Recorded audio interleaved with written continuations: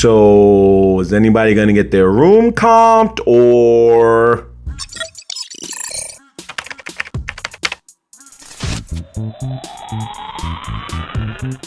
What's going on, people? What's really good? It's your boy Marvelat, and this is the Nerds in the Hood. Folks, I know you're probably wondering what the hell he got on. Why he got on some like island shirt with some crazy black Gilligan's Island hat. I know what you're thinking, but I'm gonna keep it a stack. This is a brother's vacation outfit right here, y'all. This is what I wear. You know, I'm out in the islands, I'm chilling. I ain't gonna front. Also, I didn't get a haircut in a while, so you're gonna see a lot of hats on the next few episodes. Not gonna hold you, but this is just a brother's vacation outfit, and it's not because it's a vacation. Right now, I'm in the city, the streets of New York. It's cold outside. It's raining while I'm recording this, so it's not really a vacation kind of vibe. Although I wish I was on vacation, but what it is I'm in the spirit of vacationing because I just finished watching the latest season of the White Lotus. Now, if you ain't see this season. If you ain't see this show, what you waiting on, fam? What you waiting on? Get in it. Get on it. Yeah, you missing out on some craziness, right? This show is 3 seasons of just rich people, mostly white, that are just going to these resorts that are all the White Lotus in different parts of the world. And crazy things are just happening. They get into different situations and they got to make a choice. And the choices result in how it affects them. So they enter and they leave sometimes different people learning a lesson and moving on with that lesson. And sometimes they leave and they might still be the same person. Who knows? So we have to see this. Season 1 was about that. Season 2 was about that. This current season is about that. And as always, somebody that is a main character to the story passes away. They get unalived and it is unfortunate. So we need to talk about that. Okay.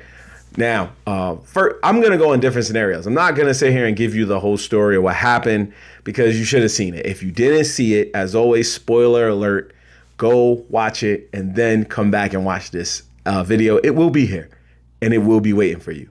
As always, to my people out there that rock with Nerds in the Hood, like, share, subscribe, and comment on what you saw today, as well as other videos that you may see down the line, past or present. Now, with that being said, I just want to share some of my thoughts and opinions and express what I saw yesterday, basically, on the season finale leading up to this whole entire season of The White Lotus.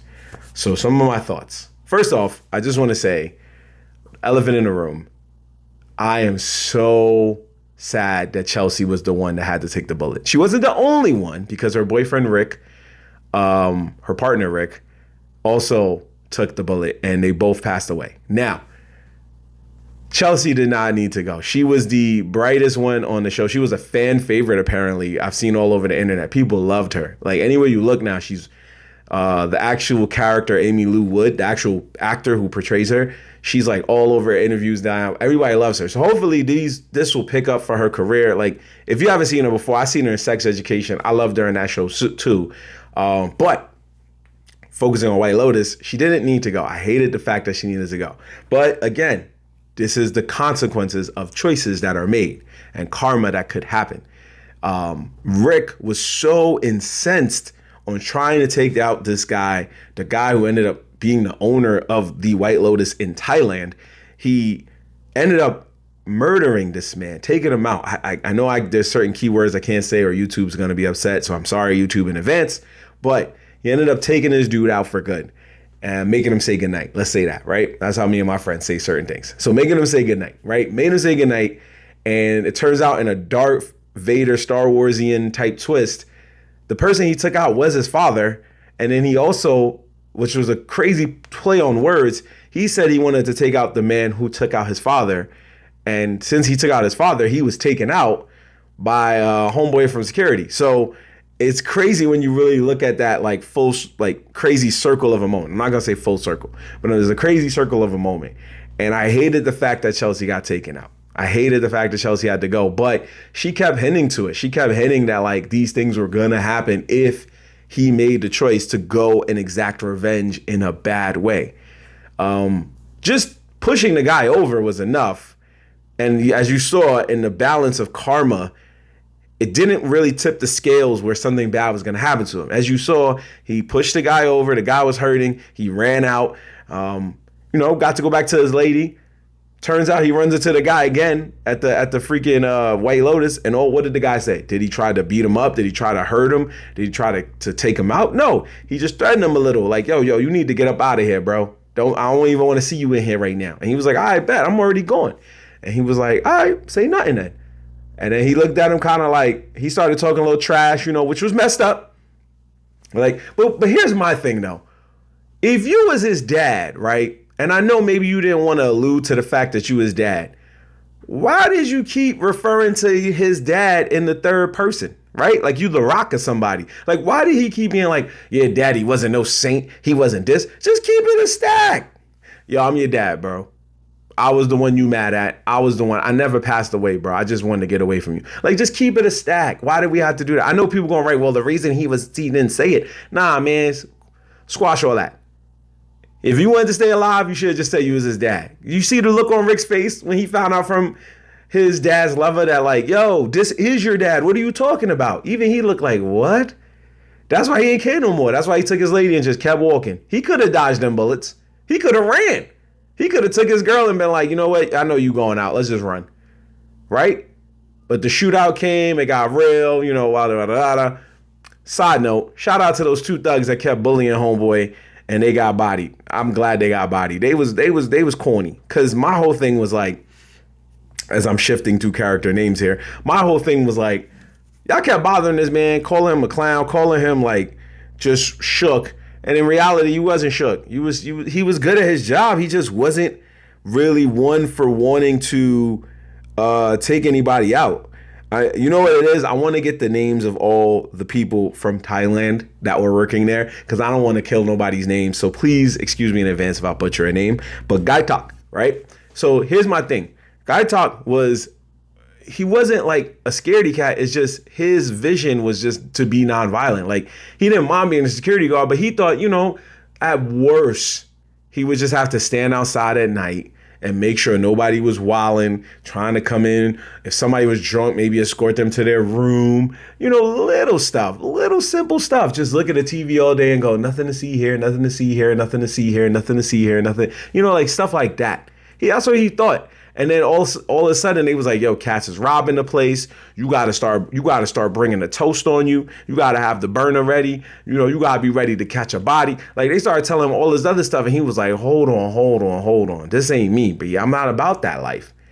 And he had to make a choice. Are you about that life or not?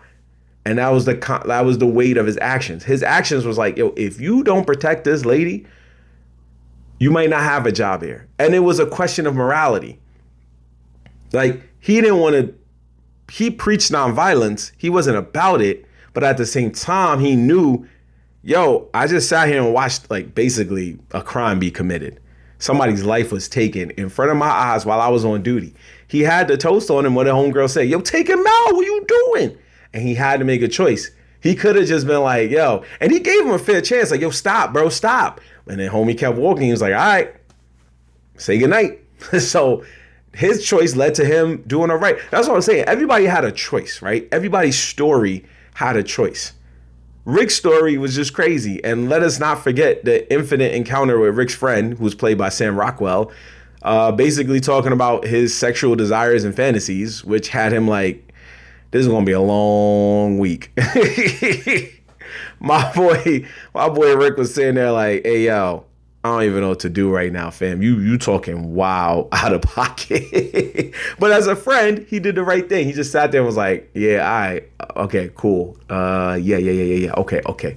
And kept it moving. So shout out to Rick because he tried. R.I.P. to Chelsea. Sleep in peace, queen. You will be missed. Which brings me to my next character who I'm glad to see was an interesting callback to the original season, and it ties together a character who's been in all 3 seasons, which we don't realize, was Greg. Greg has been in all 3 seasons, and his story basically, I hope, gets wrapped up here. But I could be wrong. Maybe Thailand, he might move away because homegirl just already saw him. So in his mind, he's like, what if another person comes and goes, don't I remember you from somewhere? First off, I really didn't think he was going to give her the money. I thought he was going to try to take her out.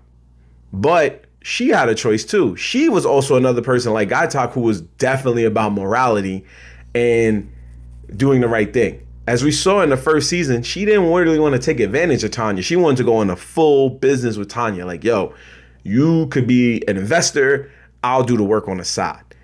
And Tanya eventually changed her mind and was like, all right, whatever. But here's where that choice came into play, which is crazy when you think about it. She hustled Greg for bread, right? Because Greg said, I give you $100K. And she was like, now you want me to keep a secret that you basically told somebody to say goodnight? And you gonna give me $100K? And her son finagled it and ended up getting over $5 million, which is crazy. Now, why I say it's crazy is because also at the same time, I didn't know Greg had that much money. That tells you how much money this man really had. He might have had more from Tanya's like whole estate. We don't know. But what we do know is my man got bread. So they had to finagle him. They had to hustle him, and I respect it. If I was Belinda, I'm never working at White Lotus again. Too much crazy stuff is happening all the time. Also, during this whole time that she ain't during this whole time, she didn't even know it was a shootout. So good for her. But anyway, her man Pornchai, right? Your man was out here like, yeah, I got this girl now. Me and her about to be good. She asked me to go into business with her, like we living. And then she just turned around and was like, nah, we ain't going into business no more. I'm out. I'm going back to the States, B. Because she finally grew a conscience and was like, yo, this world is gritty and it's grimy. And sometimes when you do dirty things, you got to clean your feet. You know what I'm saying? When you step in it. But sometimes you step in it too much, you can't clean it. It's just stuck that way. So for her, it was that question of morality. Like, do I really want to bring somebody else into this? It's because she always needed help. If you see it, she always asks for help. She asked for help when she first started in the White Lotus. She asked for help when she came over here. That's the reason she came over to the White Lotus in Thailand, was because she was learning more about her job. She asked for help later when she kept hearing sounds because she thought Greg was sending goons to come get her. She asked for help again when she went home to stay the night. She needed comfort. Then they started hooking up. Then she asked for him to help her with her business. Then she asked for her son to help with the Greg situation, even though her son was more insistent than she was. So when you look at all of those things, she always wanted help. And now that she got what she needed because she took a stand for herself, she was like, I don't need the help anymore. I could do it on my own. It was something for nothing. That's why they played that song at the end. Something for nothing, right?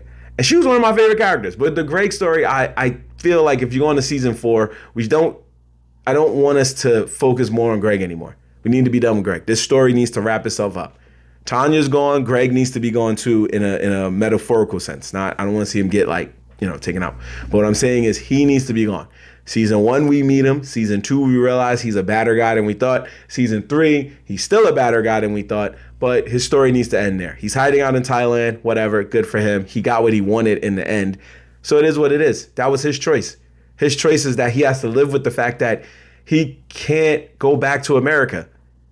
And he almost got his cover blown and he had to give up some of the money. But he can't go back to America because he chose to do what he did. Even though he didn't actually take her out with his bare hands or anything or with a weapon. He hired somebody to do it and then resulted in her being taken out. So, yeah, I don't really have any sympathy for that, man. It is what it is. And there's two more stories, right? Yeah. So then there is the family, Lachlan's family, basically, that whole family, right? Which they had a Ponzi scheme type story, the Ratliffs, which was the patriarch of that family is my man Jason Isaacs, aka Malfoy, Mr. Malfoy himself, Papa Malfoy. You know what I'm saying? Woo! If you know Harry Potter, you know. Anyway, this one was an interesting one too, because one, their family is crazy. Their family is crazy as a mug. They got brothers incest with each other. They got freaking, and ain't nobody can sit here and tell me that things be happening like that. You ain't even gonna tell me that. It's not about sexuality. That was just weird. Even Chelsea, which is why she's one of my favorite characters, said in there, there's no drug in the world that would make me do what your brother did to you. Ain't no way. Also, I ain't gonna hold y'all. if that happened to me, if it ever did, thankfully it didn't, but if it did, I'm stopping the whole night. The whole night's getting shut down. Nah, we going home. We'll slip home. The whole night's getting shut down, B. You embarrassing me, little bro. The whole night's getting shut down. The minute I look and see what's going on, I'm punching my brother in the face. I'm stepping on his hand. And I'm going to tell the ladies, thank you, have a good night, and I'm going to go. Because, I mean, let's be real. Homie already got what he needed. That's why he was sleeping, I believe. And then he knew he wasn't getting Chelsea. Chelsea wasn't with none of that. Chelsea saw what he was doing and was like, yo, I'm going to holler at y'all. Y'all have y'all fun. I ain't going to mess it up. I'm going to go sit over here and chill. Because she already had a man waiting for her. So he was just chilling, and he woke up to his brother just going to town. Going to town on the I don't even know how to say it without getting banned. The little Saxon Jr., let's say that. And and at the end of the day, he woke up and was just like, nah. That's all he could do when he was looking. He was like, nah, bro. Nah. This is crazy. So I definitely felt bad for Saxon, but the whole family is screwed up. The moms was a traditional moms that you probably seen in the States. You know what I'm saying? The dad, he was wilding with his business. Shout out to the quick cameo by K Hung Kwai. I know I'm butchering his name, but shout out to that cameo from him as his the man who was giving him the tips over the phone. That was that voice that you heard, was that homie. His daughter had also realized, like, she just wanted to be rebellious and go live out here. And I really thought we was going to get a similar situation that we got in this first season, where the son just decided to stay with the surfers and the father and the mother never came back and got him. And I'm being real, they never came back and got him, which I don't want to go into full detail, but let's just say a black family, that kid wouldn't have been surfing. He would have been surfing his ass on a plane back home. So anyway, yeah, their whole family was crazy. He almost took out the whole family because they were so materialistic. They didn't care about the simple things. Money was all they needed. The son had told his dad, yo, without you, I'm nothing. The mother had realized, like, yo, we're too bougie for this, basically. And the daughter was like, at first, she was like, yo, I don't need this. I could live with these Buddhist monks all the time and just chill. And then she turned around, and the only reason she changed up was because she thought she was going to be by herself. And then her brother was like, nah, I'm going to pull up with you. We could just chill out here. And she was just like, no. So now she lied and was basically like, no, I miss it. I miss my bed. I miss this. I miss life. And then he figured, yo, my family is just like, I raised y'all wrong, B. Y'all all about money. So he could have just went to jail and saw his family later, but then he just realized, I'd rather go to hell than go to jail, which I don't know why, but whatever. And then I never been to jail, so I could understand when I hear that line all the time that I'm sure that means jail is far times worse than going to hell for some reason. But with that being said, they turned around and you find out that the son was about to be the one to take the bullet because the father just wanted to give everybody spiked, poisonous pina coladas, which was just crazy. That whole family was crazy. And I don't really see how he got in a world where Rick accidentally smoked his pops and his girlfriend got the worst end of it. It's crazy that a man tried to take out his own family and got to go home free. Like, he got to just go home and just be like, all right, well, I'm gonna go. Whew. My son almost got taken out, but we're okay. I was like, that's wild, but that's how karma works. That's what's so weird. Some people get a fortunate end of the stick and some people don't, and it's crazy. So it's one of those moments where you kind of just sit there and be like, wow, I can't even believe like we went through that. You know what I mean? So I just felt like that was a choice that was like the creator, Mike White, excuse me. That was an interesting choice because it was to say that sometimes that is how the balance of life and karma is. Here's a woman who's innocent, didn't bother nobody, didn't harm a fly, was very nice to even the staff of the whole resort. And here you have a dad who was like sometimes yelling at people about things.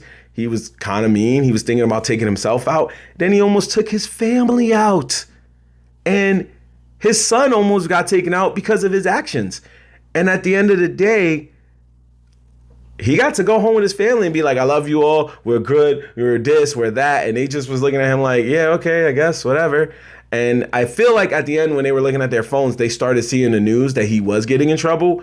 At least the son did, which probably makes sense. I know everybody was going off of the theory of like the kids represented see no evil, speak no evil, hear no evil, which also may be true. But I just feel like it was the weirdest storyline to me because it was just all over the place. And maybe that's where he was going with it. That's not necessarily a bad thing. Which brings me to the final story, right? The final story being the women, the three women. These three women were a very interesting group of women, right? We have Jacqueline, we have, what was it, Piper? No, that was the daughter. Jacqueline, Lori, and Kate, right? These three women, we could look at it and joke like, oh, these are just regular white women, or these are just regular women altogether. No, these are actual all friends. Any gender, any race, doesn't matter. Any age. These are friends. Maybe not little kids, but what I'm saying is when we get older, we kind of have more of a disconnect with each other and our lives get taken for different roads and we go on different journeys. Sometimes we're not the same people we were when we were kids. You know what I'm saying? The bond is weakening. Sometimes the bond strengthens as you grow older. And sometimes there's a true disconnect and we're all just different people, right? So what I loved about this story, this was actually like Belinda's story was very good to me because it was simple enough, right? It was just like a callback to the first ever season where she just was like, I'm pretty sure I know who that guy is and this guy might come for me and I have to take a stand. And Rick's story was like a close third because it was the talk of the town. The family story I didn't care for. Guy Tech story was like whatever. The women's story though was the one that set to me most of the tone of the choices you make and sometimes choosing to just bury your emotions and the truth so you can keep the facade that everything's okay. And that's where we are in life. That's the social commentary of what today's world is. Like we live in a world where everybody kind of sits around and just goes, it's fine, it's fine. And sometimes you want to like, you know what I'm saying? Sometimes you want to sound off on your friends. Sorry, I'm like, this like a hair on me or something. Anyway, sometimes you want to sound off on your friends. Sometimes you want to be like, nah, I don't like the way y'all used to do me like that. But you realize like do you want to unleash the anger you were harboring for years or just for a weekend? Or do you want to just be like, y'all my best friends and we always going to be best friends? Now, when they go back home, they might not connect the same way, right? Because everybody got different lives. They realize that Kate is low-key a Trump supporter, right? She's low-key one of those. They realize that Jacqueline is having trouble in her life, even as an actress. But they realize that Lori was going through it heavy, right? With the divorce, the kids, all that. She was going through it. There was a moment where they was all hanging out with Vlad or Lex, whatever, with the Russian dudes. And these dudes was listening to her vent about her life. Yo, then he gonna tell me to keep the kid and take the money, F that. And they was like, yo, this chick is going through it. You know what I'm saying? And that made everybody feel it like she was in the right. Like she had every right to, you know, get upset and do all this other stuff, right? But in reality, it was just like, this is what real friends go through. There's times I want to say something to my friends. Some of my friends deserve to hear it. But then there's times where I just go, why ruin the fabric of that, whatever balance we have, right? Because sometimes people don't take it right. And sometimes you may say things that's a little out of pocket. Now, y'all not friends no more. So it was her chance to take a choice right there. And she could have just like lashed out on both of them. Like, yo, let me tell you something about you. Let me tell you something about you. And instead she just said, you know what? She realized something. And this was a real line. I believe she was saying that, I think it was like she didn't need religion to define her moments. She needed like time to define her moments. I'm paraphrasing. I know that's not the full line of what she actually said. But I know the line was more something like that. I'll check it out later. But it was a real line where she basically was saying that like time is what defines me. Time is what defines the meaning of life. It's the moments that you have in time. And she felt like the moments would be soured if I'm focusing so much on just lashing out at you guys and getting mad at you and regret and soaking over what's going on in the present when I need to focus on more of what the finer things in time is. I need to take my time to value my friendship with these two girls, even though they're not perfect. I need to take that time. We're in Thailand and I'm over here wilding out, getting mad over a boy that neither of us needed, going places that I shouldn't have went, being out in the middle of Thailand in an area she didn't know, walking in the middle of the street in the middle of the night, stuff like that. Like, she had to evaluate that at the end of her night with Valentine. Also, shout out to Valentine. My man got 2 out of 3 of the squad. My man was an MVP for that one. Swish. Anyway, she had to realize that she was, I'm assuming these are all middle-aged women having like some sort of midlife crisis, so to speak. But she was in this man's crib like, yo, this is good. I got what I wanted. And she was ready to go back and be petty. Like, yeah, I gave it up too. So what's up? And then that's when Val hit him with the scam. Like, yo, my mom's, man, she's sick. Yo, let me borrow like 10 racks. She was like, what? Yeah, just pass me like 10 racks. We be all right. And she realized she was about to get scammed. She shouldn't have been there. She was in a part of town she ain't know. And then she almost got beat up. And she was about to get beat up by Val's girl. Val's girl was smacking her on the way down out of the window. That's when she had to realize, I'm over here so trying to be so petty and absorbed and trying to beat my friend on something she beat me to, that I didn't realize that, like, the realest precious moment is like, we should have just been friends. Now, to be fair, that probably should have been more of a different situation. They should have just been a little more open and honest with each other. And she should have been like, yo, y'all be wildin'. I don't like that shit. And maybe they could have been better with each other, but we got to realize friends do this shit all the time. When I'm around my friends, I'm sure my friends probably say something about me and vice versa. Like, yo, you know Marv out here doing this? Oh, man, he out there doing that. And that happens. So we have to enjoy the time we have to share because we don't know what's going on in people's lives. I'm assuming that's where they want to go. Again, I might not be right with these points and what's being said, but I just feel like, hey, this is my opinion. This is what I saw, okay? So if you feel you saw something different, comment section, baby, hit me up. Let me know what's popping. Speaking of which, shout out to my man, Walter Goggins, man. Walter Goggins is having just one heck of a calendar year when you think about it. Between season 3, was it season 2 and season 3 of Invincible? Right? Yeah. Past couple of seasons of Invincible, him playing Cecil, Fallout, season 2 on the way back, the other voices he's been doing, the other movies we've been seeing him in. And then HBO was his for a little minute because Vice Principals was awesome. Then he came back and did A Righteous Gemstones. And then he just did this really awesome performance with the White Lotus. Like, my man is really on fire right now. Shout out to that man. He's everywhere right now. He might, dare I say it, this could be the white Samuel L. Jackson right here if he keep playing his cards right.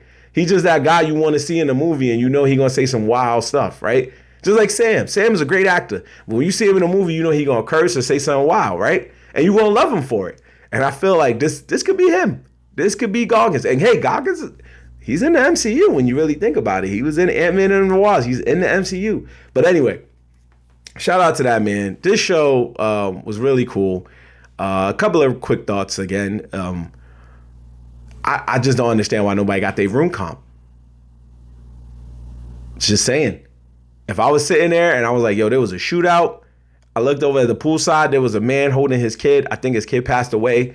I would have been like, I am unsafe in these conditions, sir. I need my money back, please. And now, or call my room. I would have been like, I need the whole. This is why this is probably a rich people resort because nobody was thinking about getting a room comp.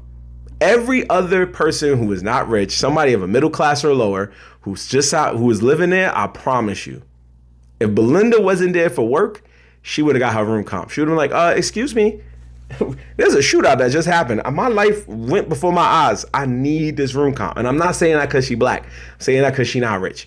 If you wasn't rich in that mug, that's what it is. Because this is what this show is about. This is about rich people and what they think they can do because they think that they can be shielded. There's a man who took his family to Thailand thinking life was good. And then like an hour or two later, what happened, right? The boys was looking for him. When he comes back home, that's why he was saying what he was saying. Because when he comes back home, he's going to jail. It's a wrap. His life is over. He's not going to be rich no more. Season 4, you might see a whole different man if he comes back. Right? Greg can never go back to the United States because he wanted to be so much richer than he already was. He's a wanted man if he ever goes back to the United States. They're probably looking for him right now, right? Rick wanted revenge instead of just enjoying a simple life and being rich. And now he's gone. He got no money. He can't take that money with him.